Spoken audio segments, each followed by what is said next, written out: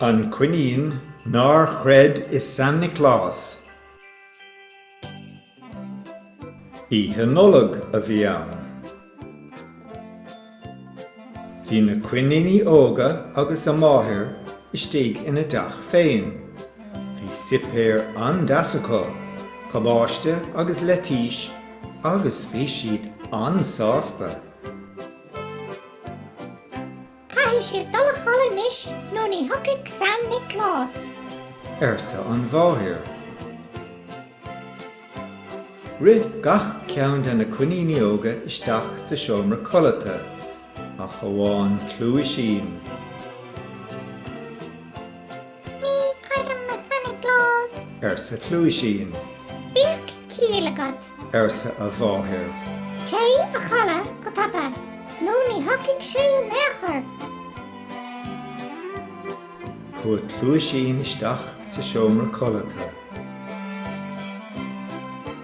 Ní caidim na San Nioclás. Airsa Cluaisín a ríis. Ach, slán mé amach an cúldaras, agus feicigh mé má thugann sé. Ná déan. Airsa na coiníní óga eile. Bhí an sionach i géisteacht agus chúla sé an scéal go léir. Rith sé a bhaile go tapa, chuir sé clóca dearg, capín dearg agus féasóg ada lia ar féin.